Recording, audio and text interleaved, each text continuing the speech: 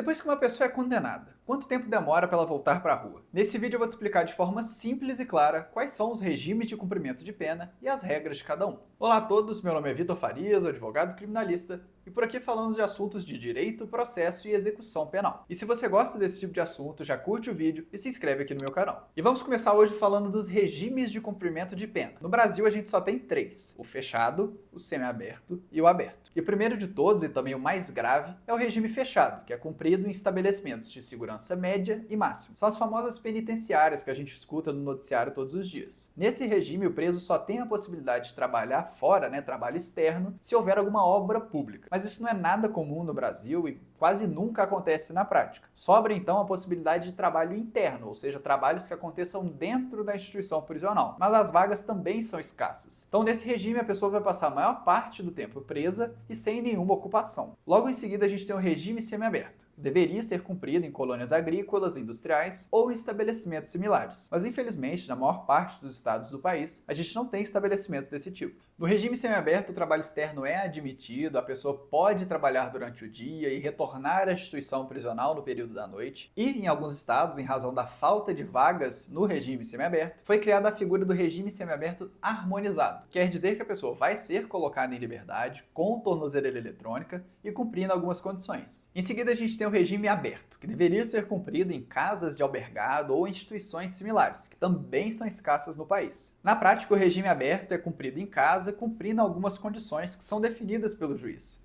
Ficar em casa em determinados horários, não sair nos finais de semana, não se ausentar da cidade sem comunicar o Poder Judiciário, e também assinar periodicamente no fórum. E como o regime é escolhido em cada caso? Bom, a gente tem uma regra geral, que é a seguinte: penas de até 4 anos são cumpridas no regime inicial aberto. Penas superiores a 4 anos, mas inferiores a 8, no regime semiaberto, e penas superiores a 8 anos, no regime inicial fechado. Essa é a regra geral, mas a gente tem algumas exceções. A primeira delas é a reincidência. Então, se uma pessoa comete um crime depois de já ter sido condenada por outro que ela tinha praticado. Nesse caso, mesmo se a pena ficar, digamos, inferior a 4 anos, o juiz pode fixar o regime inicial no semiaberto, por exemplo. Da mesma forma, uma pena de 6 anos de um indivíduo que é reincidente pode começar a ser cumprida no regime fechado. Outra exceção diz respeito a circunstâncias judiciais. Eu não vou entrar no detalhe muito técnico, mas você precisa entender que quando o juiz vai definir uma pena, vai aplicar uma sentença, ele passa por algumas etapas. E a primeira delas é olhar justamente as circunstâncias judiciais. Se o juiz entender que aquele crime específico foi praticado com uma gravidade maior do que o normal, ele pode sim definir um regime mais grave do que aquele que normalmente seria definido. Então, digamos uma pena aí de 4 anos, que seria cumprida no regime inicial aberto. Se o juiz entender que as circunstâncias do crime foram muito graves, ele pode fixar sim na sentença o regime semiaberto. Agora que você entendeu quais são os regimes de cumprimento de pena, vamos entender como é feita a progressão, ou seja, como uma pessoa passa de um regime para o próximo. Para a progressão de regime, a Lei de Execução Penal, a famosa LEP,